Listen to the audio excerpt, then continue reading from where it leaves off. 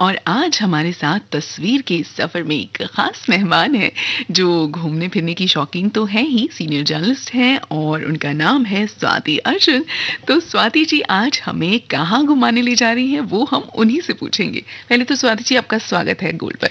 बहुत शुक्रिया रेखा। और मैं बताना चाहूँगी कि आज मैं बहुत दूर नहीं जा रही हूँ, मतलब दिल्ली से सिर्फ 550 किलोमीटर दूर हम हिमाचल के चंबा ज़िले में जा रहे हैं। और लेकिन जब हम वहाँ पहुँचेंगे तब आपको समझ में आएगा कि दिल्ली से 550 किलोमीटर दूर जो है एक अलग दुनिया बसती है, जिसका एक बहुत ही समृद्ध इतिहास है, जो बहुत ही खूबसूरत है। और वहाँ ऐसा कुछ नहीं है जो नहीं है। एक जो कहते हैं प्राकृतिक तौर पर, ऐतिहासिक तौर पर और हर तरीके से एक समृद्ध पर्यटक स्थल चंबा ज़िले में पड़ता है, जिसका नाम है डलहौजी। हम वहाँ की यात्रा करेंगे। क्या बात है! आपने तो शुरुआत में ही इतना ज़्यादा मुझे एक्साइटेड कर दिया। मुझे लग रहा है कि अब इस यात्रा में मुझे बिल्कुल भी वेट नहीं करना है। तो एक छोटा-सा गाना लेते हैं, उससे शुरुआत करते हैं म्यूज़िकल सफ़र और फिर हम साथ-साथ गाते गुनगुनाते ऐसे ही सफ़र में चलते रहेंगे और आज यात्रा करेंगे डलहौजी की स्वाति अर्जुन जी के साथ। तो देखते हैं कि आज वो हमें कहाँ-कहाँ, क्या-क्या घुमाती हैं।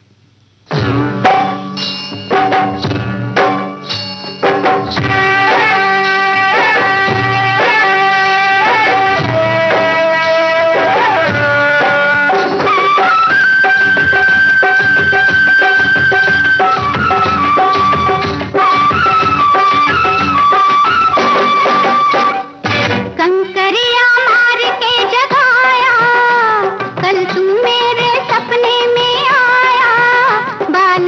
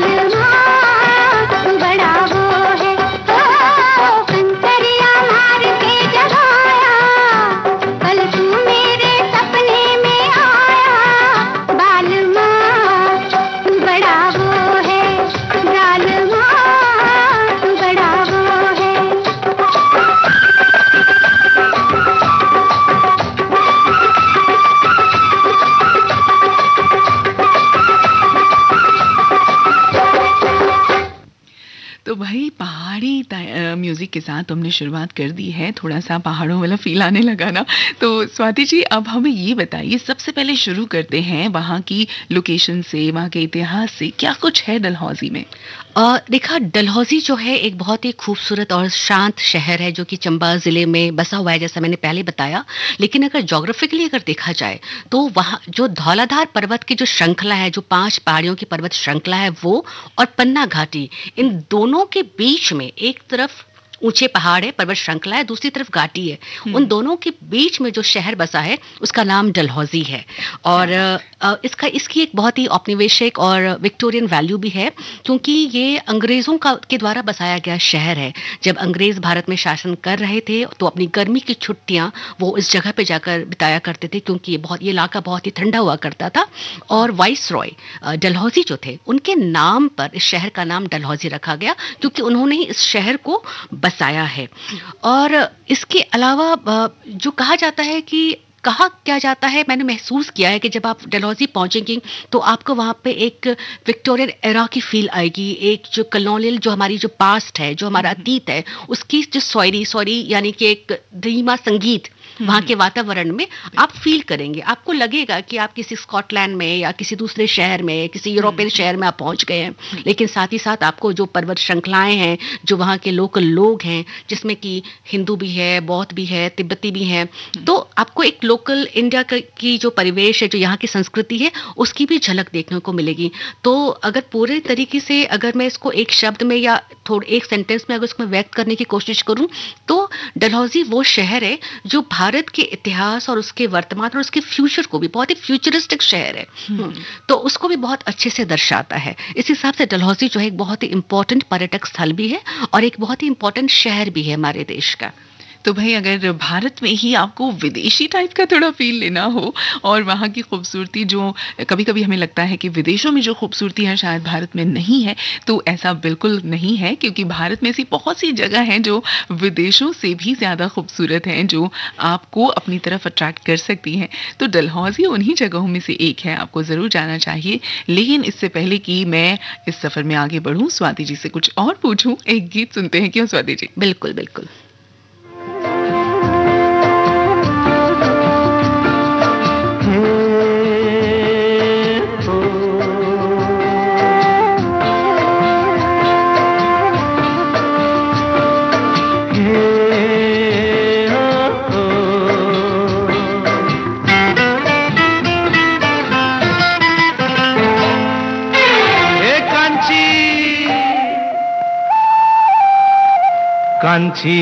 कांची रे प्रीत मेरी सांची, रुक जा न जा दिल तोड़ के।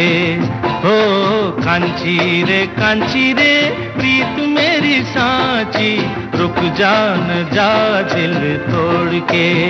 हो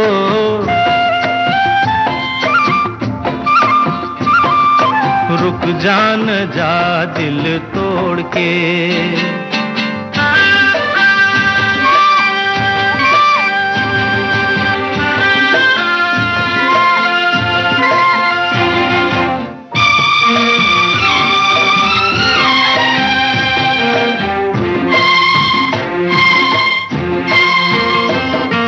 तेरे हाथों में है मेरी डोरी जैसे, कच्चे धागे से मैं बंधा आया ऐसे। हो तेरे हाथों में है मेरी डोरी जैसे, कच्चे धागे से मैं बंधा आया ऐसे। मुश्किल है जीना दे दे ओ हसीना, मुश्किल है जीना दे दे ओ हसीना, वापस मेरा दिल मोड़ के। कांची रे प्रीत मेरी सांची, रुक जा न जा दिल तोड़ के। हो रुक जा न जा दिल तोड़ के।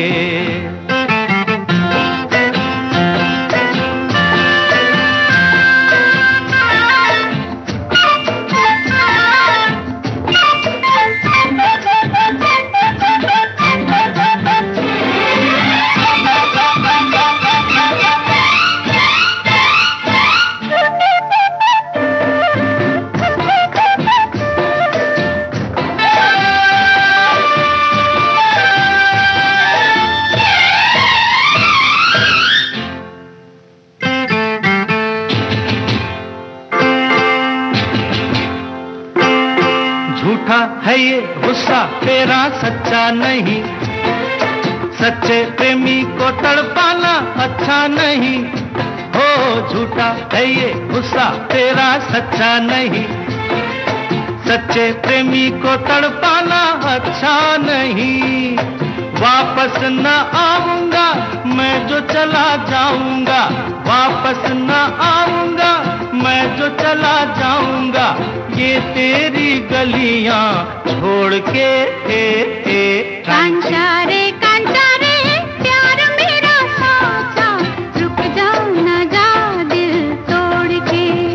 हो कांचा रे प्यार मेरा साचा, रुक जा न जा दिल तोड़ के। हो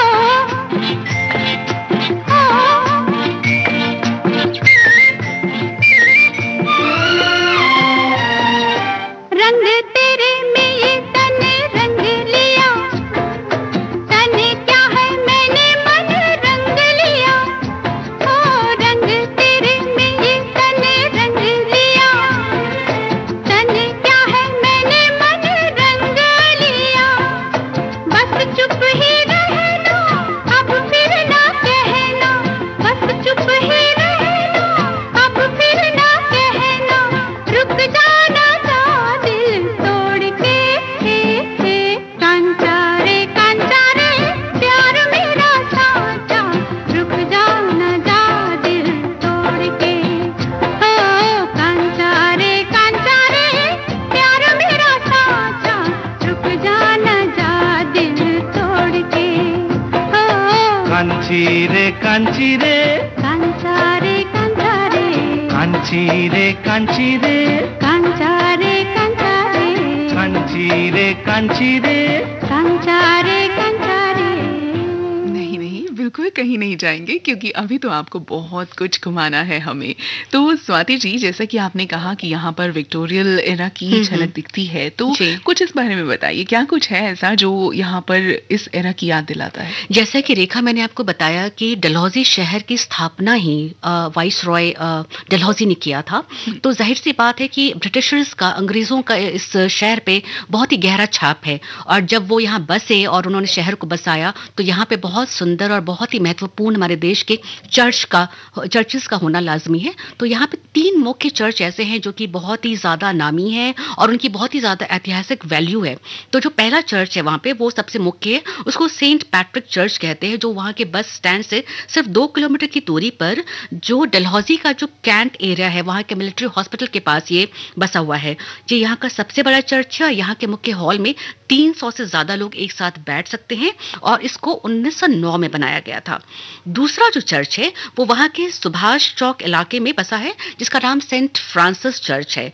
ये चर्च अपनी उत्कृष्ट आंतरिक स्टोन वर्क के लिए जाना जाता है, जो कि बेल्जियन ग्लास में का भी इसमें काफ़ी कुछ काम किया गया है और काफ़ी समृद्ध माना जाता है अपनी कलाकृतियों की वजह से। और अंदर जो साज सज्जा की गई है, क्योंकि दीवारों पे भी काफ़ी विक्टोरियन युग की वास्तुकला को दर्शाया गया है। और जो चर्च है उसके चारों तरफ चीड़ और देवदार के पेड़ हैं, तो वो उन पेड़ों से ढका हुआ है। तो जब आप चर्च जाते हैं तो आपको ऐसा लगेगा कि आप किसी कॉमिक्स में, आप जिस तरीके के हैरी पॉटर की कॉमिक्स में जा रहे हैं, उस तरीके का फील आपको आता है। स्पेशली अगर आप शाम के वक्त सूरज डूबने के बाद अगर आप प्रेयर्स में जा रहे हैं तो, या फिर क्रिसमस के टाइम पे इस मौसम में अगर आप दिसंबर में जा रहे हो तो ऑलरेडी वो बहुत धुंध रहती है और सूरज बहुत दूर से चमकता हुआ पेड़ों के पत्तों के बीच से आता है। तो ये बहुत ही अलौकिक सा फीलिंग होता है जो मैंने महसूस किया वहाँ पे। तो इसका निर्माण 1894 में 94 में किया गया था। और जो तीसरा जो चर्च है, जो कि वो भी बहुत फेमस है वहाँ पे, और वो सेंट एंड्रयूज चर्च है, जिसमें कि जो एक बार फिर से ग्लास वर्क के लिए काफ़ी जाना जाता है। और उसकी जो भव्यता है वो इसलिए अलग है क्योंकि इसको प्रोटेस्टेंट ईसाइयों द्वारा स्कॉटलैंड में एक चर्च है उसके आधार पर इसको बनाया गया है, एज इफ कि इसको रेप्लिकेट करने की कोशिश की गई है। इस लिहाज से ये तीसरा जो चर्च है ये भी बहुत खूबसूरत है और इसका भी एक अलग महत्व है, क्योंकि वहाँ पे जो ईसाई समुदाय है, कोई प्रोटेस्टेंट है, कोई कैथोलिक है, उनको ध्यान में रखते हुए इन चर्चों का निर्माण किया गया था। क्या बात है! तो मुझे तो ऐसा लग रहा है कि मैं किसी एक अलग ही वंडरलैंड में जाने वाली हूँ। बिल्कुल। तो अगर आपको भी लगता है कि भई ऐसी एक अलग-सी दुनिया को आपको महसूस करना है, तो आपको यहाँ ज़रूर जाना चाहिए और इन खूबसूरत चर्चेज़ को ज़रूर देखना चाहिए, क्योंकि हो ना हो, कहीं न कहीं ये अपने आप में इतिहास को समेटे हुए हैं और ये भारत की धरोहर है, तो ज़रूर इन्हें आप देख सकते हैं। और क्या कुछ है, ज़रूर जानूँगी मैं इस सफ़र में स्वाति जी से, लेकिन गीतों के साथ-साथ। मॉर्निंग छोड़ गुड मॉर्निंग छोड़ हाथ गुड मॉर्निंग 1 2 3 4 अरे 1 2 3 4 मैं कैसे हूँ 1 2 3 4 1 2 3 4 दूंगी थप्पड़ रखे डाबरा अरे डाबरा बड़ा आया अंग्रेजी बोलने वाला coffee yes what water sand right hand बंदूक बैंड टीन फटे हो जेंटलमैन जेंटलमैन जेंटलमैन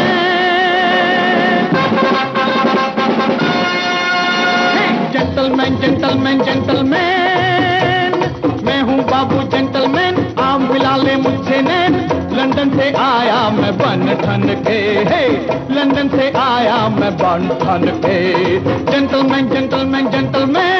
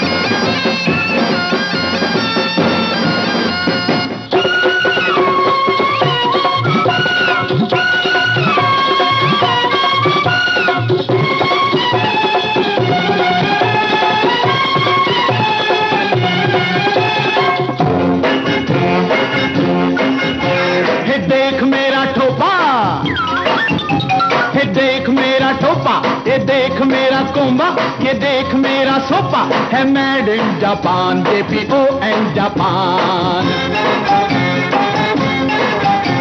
ये फाइन फाइन सूटा ये लॉन्ग लॉन्ग बूटा ये पाइप वाला हुक्का ये सूटा बूटा बूटा सूटा हुक्का बुक्का very very good I like you मेरी जान you like you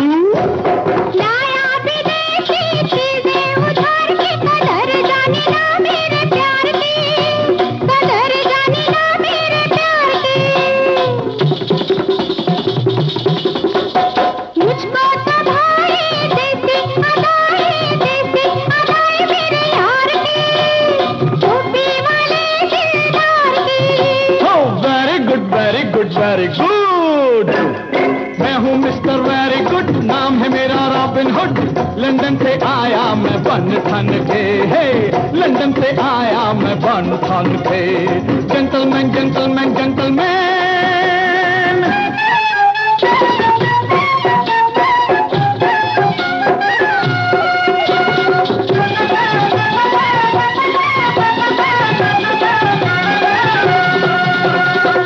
la la la la la la la la la la la la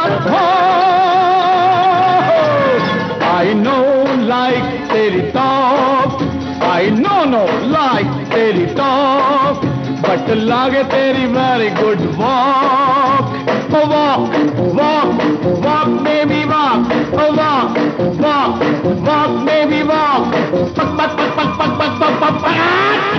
हम टॉक करेगा सच हम love you very very much how good good knows your girl red rose good good good knows girl red red rose come come Darjeeling close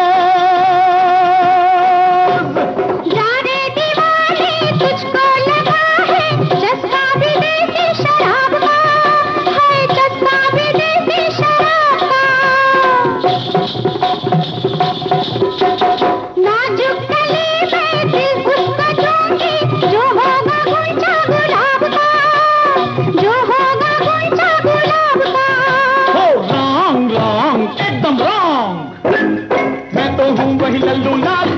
available देसी माल, London से आया मैं बन ठन के, लंदन से आया मैं बन ठन के। जेंटलमैन जेंटलमैन जेंटलमैन, परदेसिया वो अंग्रेजिया, परदेसिया वो अंग्रेजिया, मैं गोरी गाँव की तेरे हाथ न आऊंगी, मैं गोरी गाँव की तेरे हाथ न आऊंगी। Gentleman gentleman gentleman, gentleman gentleman gentleman, gentleman gentleman gentleman, gentleman gentleman gentleman. एक छोटे से ब्रेक के बाद वापस आएंगे, कहीं मत जाएगा और अगर जाएं तो हमारे साथ जाएगा। आकाशवाणी दिल्ली का गोल्ड सुन रहे हैं आप 100.1 मेगाहर्ट्ज पर। बस यूं गए और यूं वापस आए। आकाशवाणी और भारत निर्वाचन आयोग लेकर आए हैं मतदाता जंक्शन सीजन 2। सुनना न भूलें प्रत्येक शुक्रवार शाम को आकाशवाणी के 230 केंद्र पर आपकी अपनी वाणी आकाशवाणी।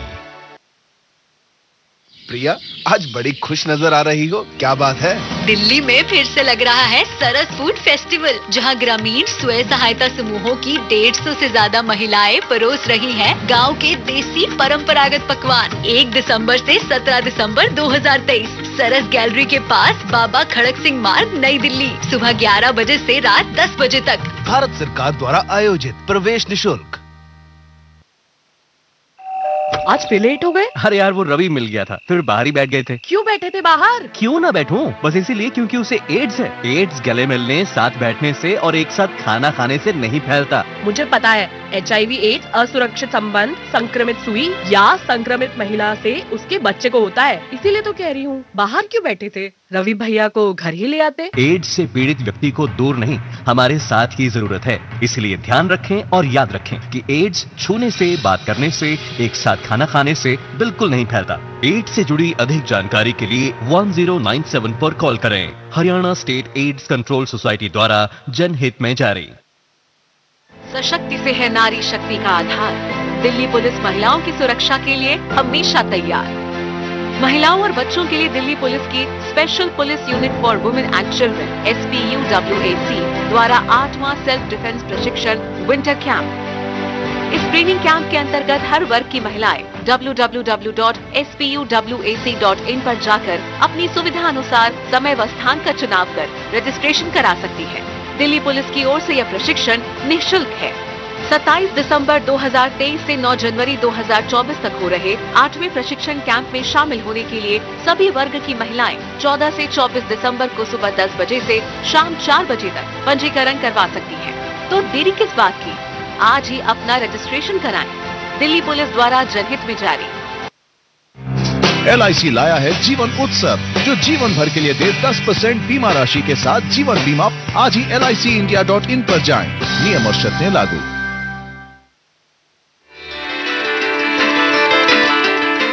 हर घर की वाणी आकाशवाणी, हर दिल की वाणी आकाशवाणी। और दिलों को जोड़ने के लिए हम आ रहे हैं बस एक क्लिक पर। हमारे स्टेशंस लाइव, मन की बात, संगीत, ड्रामा, स्पोर्ट्स, पल पल की भरोसेमंद खबर हमारे वेबसाइट akashwani.gov.in पर। नया भारत, नया आकाशवाणी। सुनो, हम अपनी टैक्स रिटर्न तो हर साल भरते हैं, तो फिर ये एडवांस टैक्स का क्या इशू है? जिस तरह पौधे को पनपने के लिए समय समय पर पानी की आवश्यकता होती है, ठीक उसी तरह विकास के मार्ग पर आगे बढ़ने के लिए देश को भी समय समय पर धन की आवश्यकता होती है। और इसके लिए समय समय पर हमारे द्वारा दिया हुआ एडवांस टैक्स एक महत्वपूर्ण योगदान देता है। अपने एडवांस टैक्स की तीसरी किश्त 15 दिसंबर तक जमा करवा कर आप भी देश के विकास में अपना योगदान दें। कंपनीज, कॉर्पोरेट्स, सैलरीड एम्प्लॉइज या फिर वे व्यक्ति और संस्थाएं जिनके TDS या TCS कटने के बाद भी कर देयता 10,000 रुपए या उससे अधिक है, उनके लिए एडवांस टैक्स देना अनिवार्य है। अधिक जानकारी के लिए www.incometax.gov.in पर लॉग ऑन करें। प्रत्येक आयकर दाता एक राष्ट्र निर्माता। IIT Think Vidya Mandir. Think IIT Think Vidya Mandir. Register today for WinIt. Biggest admission test on 17th and 23rd December. Think IIT, think Vidya Mandir. अजी सुनो, कल से घर में खाना वाना नहीं बनेगा। अरे भाग्यवान क्यों? दिल्ली में फिर से लग रहा है सरस फूड फेस्टिवल, जहां ग्रामीण स्वयं सहायता समूहों की 150 से ज्यादा महिलाएं परोस रही हैं गांव के देसी परंपरागत पकवान। 1 दिसंबर से 17 दिसंबर 2023 सरस गैलरी के पास, बाबा खड़क सिंह मार्ग, कनॉट प्लेस, नई दिल्ली। सुबह 11 बजे से रात 10 बजे तक। भारत सरकार द्वारा आयोजित। प्रवेश निःशुल्क। सशक्ति से है नारी शक्ति का आधार। दिल्ली पुलिस महिलाओं की सुरक्षा के लिए हमेशा तैयार। महिलाओं और बच्चों के लिए दिल्ली पुलिस की special police unit for women and children SPUWAC की एक पहल सशक्ति आत्मरक्षा training camp.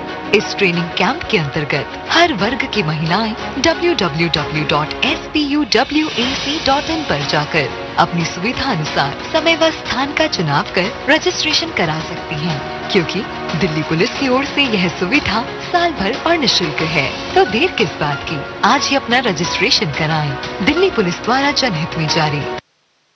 Think IIT, think Vidya Mandir. Think IIT, think Vidya Mandir. Register today for WinEd, biggest admission test on 17th and 23rd December. Think IIT, think Vidya Mandir. मन की बात है जन जन की, सभी की कुछ अपनी सी, संघर्षों के कुछ किस्से, कहानी कुछ सफलताओं की, अनकही विरासत की, उम्मीदें नए भारत की।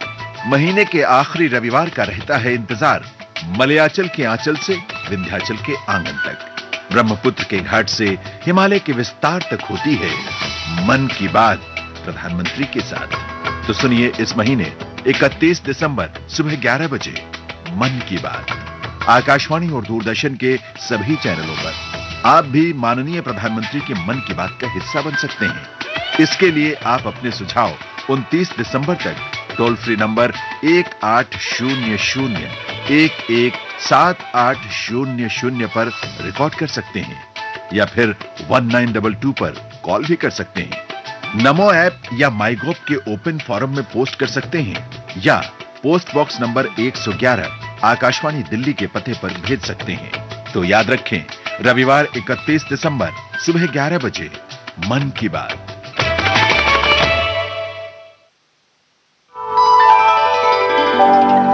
ये है आकाशवाणी और आप सुन रहे हैं गोल्ड 100.1 पर।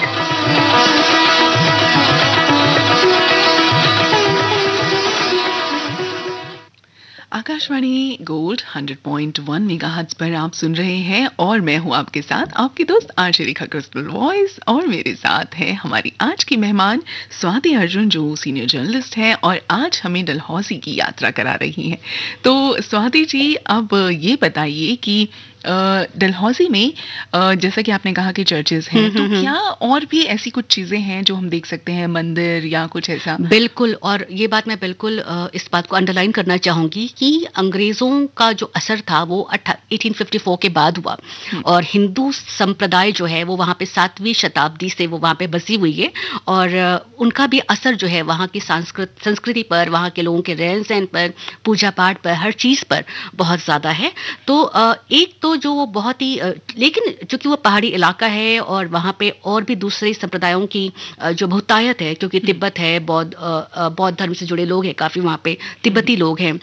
तो अगर आप मंदिरों की बात करें तो 2-3 प्रमुख मंदिर है जो कि वहाँ बहुत ही फेमस भी हैं और उनकी बहुत ज़्यादा महत्ता भी है वहाँ पे। पहला जो है वो लक्ष्मी नारायण मंदिर है जो तकरीबन 150 साल पुराना है, और सुभाष चौक जो मुख्य मार्केट का जो एरिया है, जो बस स्टॉप का, वहाँ से तकरीबन सिर्फ 150 या 200 मीटर की दूरी पर स्थित है।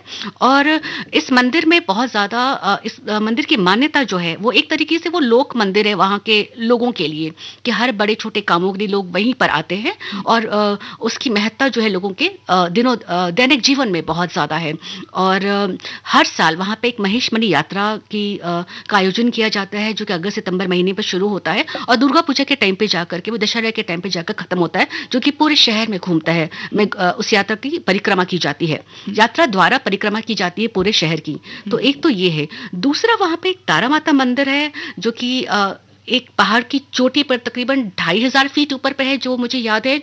और जब आप जाते हैं तो बिल्कुल आप ट्रैकिंग करके पहाड़ों से, बर्फ से लदे पहाड़ को ट्रैक करके आप वहाँ जाते हैं।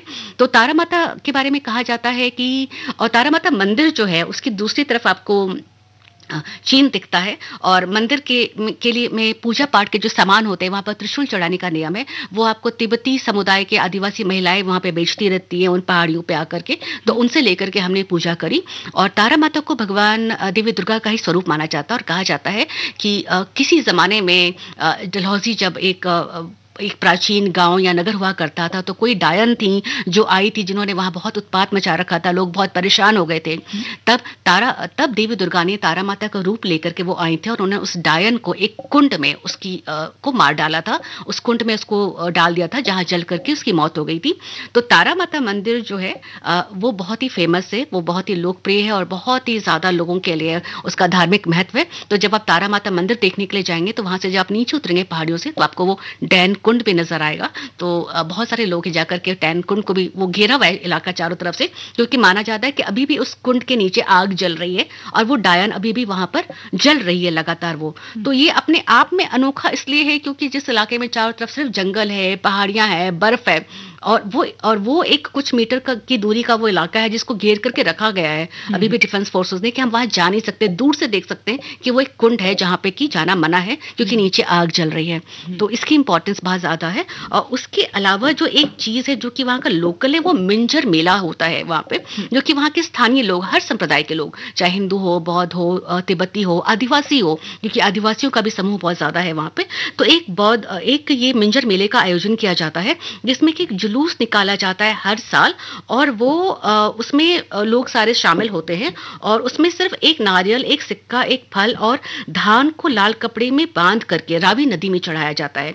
ऐसा माना जाता है कि जो मिंजर मेला जो है, वो कांगड़ा के शासक जो थे उनके खिलाफ चंबा के राजा की जीत की याद में ये मेले का आयोजन किया जाता है, जिसे तिरगत भी कहा जाता है। तो ये वहाँ के कुछ प्रमुख हिंदू धर्म से संबंधित जो है सांस्कृतिक आयोजन और पूजा पाठ है, जो वहाँ पे हर साल और बहुत ही मनोयोग से लोग वहाँ पे उसको फॉलो करते हैं। क्या बात है। तो जो पहली बार आपने मुझे बताया कि यहाँ पर चर्चेस हैं, तो ऐसा लग रहा था कि शायद सिर्फ और सिर्फ वो विक्टोरियल एरा ही नजर आता होगा, लेकिन अभी ये सब सुनने के बाद लग रहा है कि भाई यहाँ तो हिंदू धर्म का भी बहुत अच्छा कह सकते हैं प्रसार है, और अलग अलग धर्मों के लोग यहाँ पर बहुत ही मिलनसार हैं, बहुत प्यार से रहते हैं।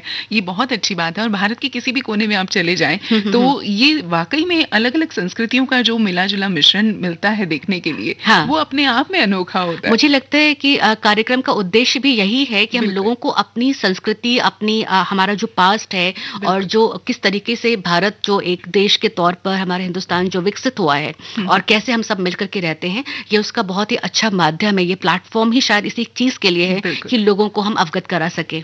तो ऐसे ही हम प्यार बांटते चलेंगे, ऐसे ही साथ साथ इस सफर में आगे बढ़ते रहेंगे। फिलहाल वक्त हो चुका है 11:43 और 10 सेकंड हो गए हैं। वक्त में थोड़ी सी तेजी आ चुकी है, और मुझे लग रहा है कि हमारे पास धीरे धीरे वक्त कम होता जा रहा है। बहुत सारी चीजें हैं जानने के लिए स्वाति जी से, लेकिन गीतों के साथ साथ अगर इस सफर में आगे बढ़ेंगे तो ज्यादा मजा आएगा। फिलहाल गीत सुनते हैं और फिर आगे जानेंगे क्या है इस सफर में।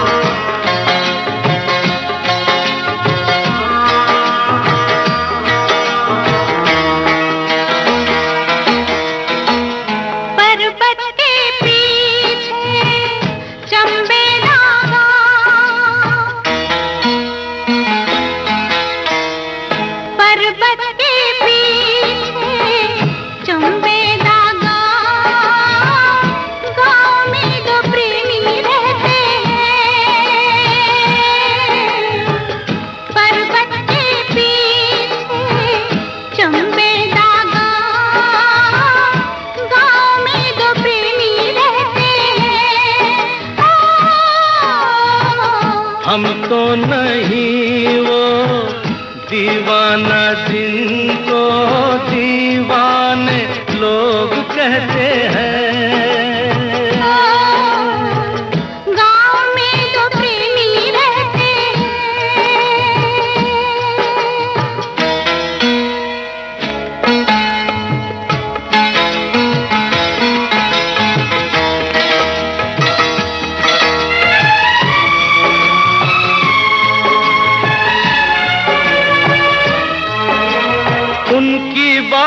सुनते हैं क्यों छुप कर सब जाने,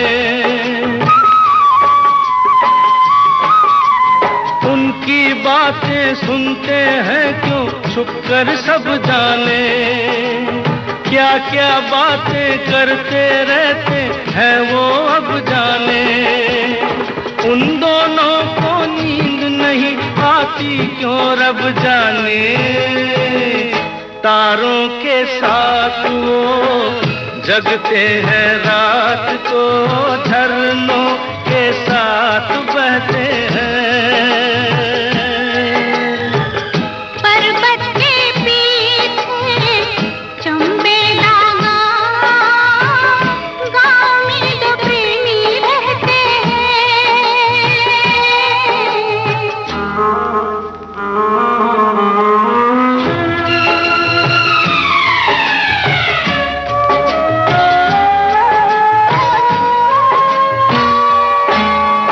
मिलेंगे या बिछड़ेंगे, हाय राम क्या होगा। मिलेंगे या बिछड़ेंगे, हाय राम क्या होगा। ना जाने उन दोनों का अंजाम क्या होगा। मुफ्त में हो जाएंगे वो बदनाम क्या होगा। घर से निकलते रास्ते पे चलते ताने हजार कहते हैं।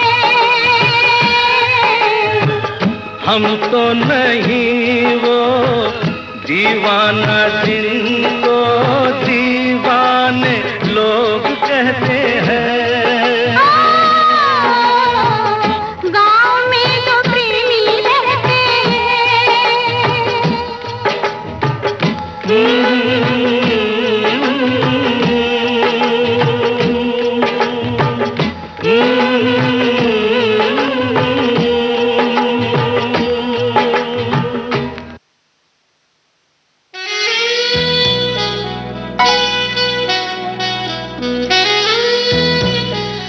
तो भाई चंबे के गांव में तो हम घूम रहे हैं, लेकिन ये बताइए स्वाति जी कि अब और क्या है यहाँ पर आगे जानने के लिए इस सफर में? अब बहुत सारी चीज़ें हैं रेखा, और मैं ये कहूँगी कि अगर आप डलहौजी जाएंगे तो जैसा मैंने आपको पहले कहा कि बहुत ही समृद्ध शहर है और बहुत ही इम्पोर्टेंट है। इम्पोर्टेंट इसलिए है क्योंकि वहाँ पे हर वो चीज़ है, अगर आप कहेंगे एक मिनी इंडिया है। भारत का जो इतिहास रहा है, 7वीं शताब्दी से वहाँ पे आर्य आर्य जो आए थे और उन्होंने जिस हिंदू धर्म को लेकर के आए थे, तो उस हिंदू धर्म की जो पहचान है, जो उसकी मौजूदगी है, बिल्कुल अछूते रूप से है। मतलब उसमें वहाँ का जो विक्टोरियन कल्चर है उसका उस पर कोई असर नहीं पड़ा है। आदिवासी अपने हिसाब से रह रहे हैं, हिंदू धर्म के लोग अपने हिसाब से रह रहे हैं, बौद्ध धर्म के अपने हिसाब से रह रहे हैं। तो एक बहुत ही मिली जुली और बहुत ही कॉस्मोपॉलिटन कल्चर है वहाँ की, जो कि बहुत अच्छी है। अगर आप वहाँ की आबादी के बारे में बात करेंगे तो वहाँ पे आबादी में अगर आप देखा जाए तो हिंदू आबादी में ब्राह्मणों का, राजपूतों का, राठी का, कनेट का, कोली जो है वो शामिल है। उसके अलावा गुज्जर है, किन्नर है, लाहौली है, भोट शामिल है। तो जो गद्दी जो होते हैं वो वहाँ के घुमंतू चरवाहे होते हैं, जो गर्मियों में ऊंचे स्थान पर चले जाते हैं, सर्दियों में वो नीचे चले आते हैं। और उनकी जो महिलाएं होती हैं वो उनकी पहचान ही होती है, जो वो हम देखते हैं तस्वीरों में, बहुत हैवी चांदी की जो ज्वेलरी पहनी होती हैं। और आप घूमने जाएंगे तो हमको वो पहनाया जाएगा, फिर आप फोटो खिंचवाते हैं। तो वो गद्दी जो समुदाय होती है, उनकी जो महिलाएं होती हैं। उसके अलावा जो पंगवाल जो लोग होते हैं, उनकी विशेषता के बारे में कहा जाता है कि बहुत ही स्पोर्टी पर्सन होते हैं। उनके जो शारीरिक जो सौष्ठव उनका होता है, बहुत ही मजबूत कद काठी के होते हैं और बहुत ही एथलेटिक होते हैं अपनी फिजिकल फीचर्स के हिसाब से, इसलिए वो जाने जाते हैं। और वहाँ पे एक और अन्य समुदाय है जो कि पांगी घाटी में रहता है, उसको भोट कहा जाता है, जो कि मंगोल और आर्य जातियों का मिश्रण है। इनके बारे में ये कहा जाता है कि मंगोल और आर्य जातियों का मिश्रण है, मतलब बौद्ध धर्म और हिंदू धर्म का मिश्रण है। इनके बारे में उनके बारे में जो बात एक खास है वो ये है कि उनके यहाँ एक पारंपरिक बहुपति प्रथा चलती है, यानी कि एक महिला की शादी 2-4 भाई, घर में अगर 4 भाई हैं तो चारों भाइयों से होती, चारों भाई उस महिला को शेयर करते हैं। तो आप इसको महाभारत से जोड़कर देख सकती हैं कि हमारे देश में आज भी वो चीज है जहाँ पे कि, और वो जो लोग हैं वो हिंदू धर्म को भी बिलोंग करते हैं, और दो मिश्रण है, बौद्ध धर्म और हिंदू धर्म का धर्म को मिलाकर एक नया संप्रदाय है, एक अलग किस्म का संप्रदाय है जिसको भोट कहते हैं, जहाँ पे कि 4 भाई एक पत्नी को शेयर करते हैं। तो उस हिसाब से है। जो वहाँ पे गुर्जर है बेसिकली वो मुसलमान होते हैं, और उनका काम जो होता है वो डेयरी से जुड़े काम ज्यादा करते हैं, पशुपालन से जुड़े ज्यादा काम करते हैं। इस हिसाब से तो ये सारे फीचर्स है वहाँ पे संस्कृति के हिसाब से। खाना पीना जैसा कि हम सभी जानते हैं कि वहाँ का खाना पीना भाट होता है, धाम होता है। धाम के बारे में हम सब ने अभी हाल में सुना था कि सनी देओल ने अपनी बेटी की शादी में धाम का आयोजन कराया था, जो कि ग्रामीण भोजन जो होता है एक स्पेशल टाइप का, उस तरीके। एक कुल्लू ट्राउट मछली होती है जिसके बारे में इंटरेस्टिंग बात यह है कि ये मछली सिर्फ वहाँ की नदियों में पाई जाती है, और अंग्रेजों के आने से पहले वो वहाँ पे नहीं पाई जाती है। तो हम लोग जो समझ में आता है वो यही आता है कि अंग्रेजों ने शायद उसको वहां पे ब्रीड कराया हो, और वो मछली सिर्फ वहीं एक खास मौसम में मिलती है, और वहां के लोग उसको खाते हैं, जो कि, और उसके बारे में कहा जाता है, आप जैसे पूरे देश में मछली खाते हैं तो बहुत ही स्पाइसी होता है, उसको सिर्फ सॉल्ट और लेमन के साथ खाया जाता है, रोस्ट करके। तो खाने का तरीका भी वही है जैसा अंग्रेजों का खाने का तरीका होता है, कम मसाले का और कम स्पाइसी भोजन होता है। तो उस तरीके से ये सारी चीजें हैं, और मतलब बाकी चीजें वही है जो कि हमारे देश में, जैसे चंडीगढ़ में आप चले जाए या फिर पंजाब में चले जाए, तो वहां का भी परिवेश काफी कुछ मिलता जुलता है खान पान को लेकर के। हिमाचल में तो वैसे भी, जैसे हिमाचल का थोड़ा संस्कृति ऐसी होती है, तो डलहौजी की अगर मैं बात करूं, ये भी पहाड़ी संस्कृति है, थोड़ा सेम कुछ ना कुछ मिला जुला है। कुछ चीजें उनकी अपनी पौराणिक है, कुछ अलग अलग धर्मों और समुदायों से मिलकर आए, कुछ आदिवासियों का जो खान पान रहन सहन उससे है, क्योंकि जो लोग बिल्कुल गाँव के ग्रामीण परिवेश के हैं और वहीं बसे हुए हैं सदियों से, तो कहीं ना कहीं उनके अंदर वो आदिवासियत वाली चीज की कृषि सेंट्रिक उनका लाइफस्टाइल है। तो खाना पीना जो उगता है वही खाते हैं, वही बनाते हैं, उस तरीके से हैं। लेकिन चूंकि वहां पे एक बड़ी आबादी है जो कि क्रिश्चियंस की भी है, 70% हिंदू है, उसके बाद क्रिश्चियंस है, बौद्ध है, तिब्बत के लोग हैं, तिब्बती हैं, तो उनका भी खाना पीना, और ठंडा प्रदेश होने के कारण गर्म भोजन, जो गर्म मसाले वाला जो भोजन होता है, ये जो धाम चीजें होती है, मोटा अनाज होता है, उसकी बहुतायत थोड़ी ज्यादा है, क्योंकि ऐसे इलाकों में सब्जियां कम उगती है, इस वजह से ये भी एक वजह हो सकती है। तो कह सकते हैं कि भारत के आप किसी भी क्षेत्र में जाएं, कहीं ना कहीं आपको मिली जुली संस्कृति मिलेगी। कहीं थोड़ा सा पंजाब भी नजर आएगा, थोड़ा हिमाचल भी नजर आएगा, थोड़ा नॉर्थ साउथ सब मिक्स, कहीं ना कहीं एग्जैक्टली आपको अपनापन लगेगा। आपको लगेगा कि आप अपने देश में ही, आपको ऐसा नहीं लगेगा कि आप देश के बाहर है, चाहे वो कितना भी विक्टोरियन संस्कृति या क्रिश्चियन, क्योंकि अब अगर देखा जाए तो भाई क्रिश्चियन आबादी भी अपने ही देश की है, वो भी हमारे यहाँ की तरह एक्लिमेटाइज हो गए हैं, है ना। तो कुछ चीजें हैं जो कि टिपिकली हिंदुस्तानी है, तो वो हिंदुस्तानियत तो आपको वहां नजर बिल्कुल आएगा और आप फील करेंगे। तो अब क्योंकि वक्त बहुत कम बचा है हमारे पास स्वाति जी, तो मैं जल्दी से आपसे ये भी पूछना चाहूंगी कि अगर हमें यहाँ पर जाना है तो कैसे जाएं? डलहौजी पहुंचने के लिए रास्ते क्या क्या हैं? पहली बात तो मैं ये कहना चाहूंगी कि अगर आप डलहौजी जाना चाहते हैं तो इस वक्त अगर आप बहुत डेयरिंग है तभी जाएं, क्योंकि इस वक्त वहाँ पे बर्फबारी हो रही होगी। अक्टूबर से लेकर फरवरी तक बहुत बर्फबारी होती है, और अगर आपको बर्फबारी देखने का शौक है तब जाएं, अदरवाइज फरवरी से लेकर के आप अक्टूबर सितंबर तक जा सकते हैं। जाना बहुत आसान है, सिर्फ दिल्ली से 550 किलोमीटर है। नजदीकी जो वहाँ पे नजदीकी रेलवे स्टेशन है वो पठानकोट है, नजदीकी एयरपोर्ट भी पठानकोट में ही है। उसके अलावा आप चंडीगढ़ से, शिमला से, कहीं से भी by bus, by train, by road जा सकते हैं। सड़कें बहुत अच्छी हैं, आप आराम से 4-5 घंटे में, आप ट्रेन से, फ्लाइट से आप जाएंगे तो 2.5 से 3 घंटे में, बाई रोड आप जाएंगे तो मैक्सिमम 6 से 7 घंटे में, और नज़ारों का लुत्फ लेते हुए आप पहुंच सकते हैं। क्या बात है। तो अभी फिलहाल एक गीत सुनते हैं और फिर हम लेंगे अपने दोस्तों से विदा। बिल्कुल।